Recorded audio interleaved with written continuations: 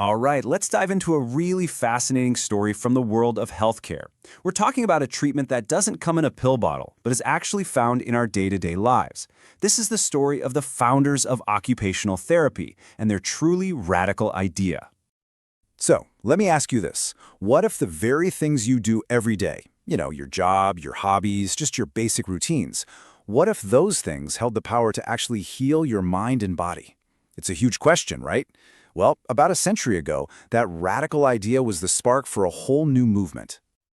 And the answer to that question? Well, it became the foundation of a brand new profession, occupational therapy.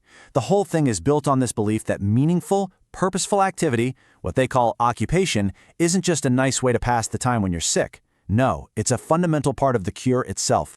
And what's so cool about this is that it wasn't just one person's light bulb moment. It was a full-blown movement.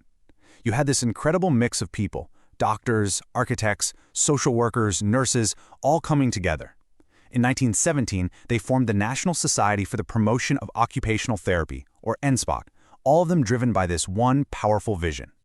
Now, at the heart of this new group were two really important figures. They're often called the mother and father of the profession because they're the ones who really gave occupational therapy its soul, its guiding principles, and its practical, get-your-hands-dirty approach. And this, right here, just shows you how perfectly they complemented each other. You've got William Rush Dunton Jr., a psychiatrist, who laid out the philosophy, the big why. And then you have Eleanor Clarke Slagle, a social worker, who figured out the practical methods, the how. I mean, talk about a powerhouse team. Dunton was the first president of NSPOC, and he was the one who really put their core beliefs into words. He published The Principles of Occupational Therapy, where he made this huge argument that for an activity to actually be therapeutic, it couldn't just be busy work. It had to be interesting, it had to have a purpose. He was convinced that real, meaningful work was a key part of the healing process. And this was a massive shift in thinking at the time. Dunton was basically saying, stop giving patients pointless things to do just to keep them occupied. He believed that engaging, purposeful activity, well, that was the medicine. So while Dunton was writing down the big ideas, Eleanor Clarke Slagle was on the ground, making it all happen. She developed something called habit training, which was the very first structured clinical model for OT. It was this clear, step-by-step process for helping people, especially those with mental illness, rebuild their entire lives by creating routines and finding that crucial balance between work and play. And her impact, wow. Get this, over her career, Slagle personally trained more than 4,000 occupational therapists. Just think about that. She didn't just invent a method, she built an entire army of professionals who could go out and use it, making sure her vision spread far and wide. But Dunton and Slagle couldn't do it all alone. For this movement to become a real, legitimate profession, it needed the basics. It needed a formal structure, a name, a home base, and an actual textbook. And that's where a few other key players stepped in. And things moved so fast. I mean, look at this. In less than 10 years, this idea went from a concept in a textbook to a full-fledged national society with its own headquarters. It was an incredibly rapid evolution. The story of George Barton is just amazing. He was an architect who got tuberculosis and was dealing with paralysis, and he literally used occupation, creative, productive work, to heal himself. His recovery was so dramatic that he started a place called Consolation House, just to help others do the same. And it was Barton himself who came up with the name occupational therapy. It was right there, at his Consolation House, that the profession was officially born.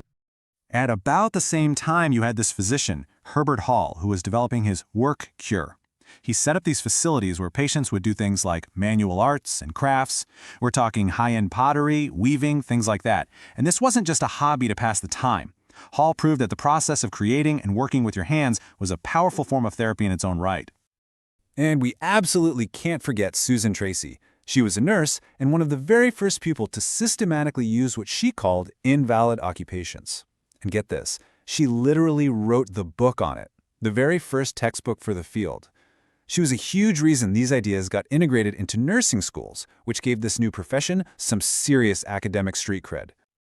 Okay, so the foundation is in place, but for OD to really take off, it had to prove it could work on a massive scale, and it needed a single, unifying philosophy to tie it all together. And that's where our last couple of founders come into the picture. So, enter Thomas Kidner. This guy was an expert in vocational education. During World War I, he took the ideas of OT and just blew them up to an unprecedented scale. He created these huge rehabilitation programs for soldiers coming home from the war, proving that OT wasn't just for small clinics, it could work in giant national systems.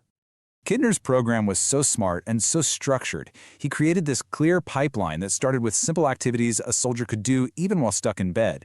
From there, they'd move to workshops, and eventually they'd learn actual industrial skills. He basically built the bridge that took soldiers from the hospital bed all the way back to a job. Now, while Kidner was scaling up the practice of OT, a famous psychiatrist named Adolf Meyer was giving it its soul. Now, he wasn't an OT himself, but he provided the big picture philosophy that tied everything together, a really holistic, humanistic way of looking at health. Meyer's idea was beautiful in its simplicity. He argued that our health, both mental and physical, depends on a delicate balance between 4 key parts of life: work, rest, play, and being with other people. He believed that when that rhythm gets disrupted, that's when we get sick. And so, the ultimate goal of therapy, to help people restore that balance. So when you pull all of these incredible contributions together, what you get is this unified legacy. It's a philosophy that you can really boil down to just 3 words: heart, head, and hand. I mean, look at this. Each founder brought an absolutely essential piece to the puzzle. Dunton gave OT its head with his principles. Slagle gave it its hands with her practical methods. Barton gave it a name. Tracy gave it a textbook. Hall gave it the work cure. And Kidner gave it a model to scale up for an entire country.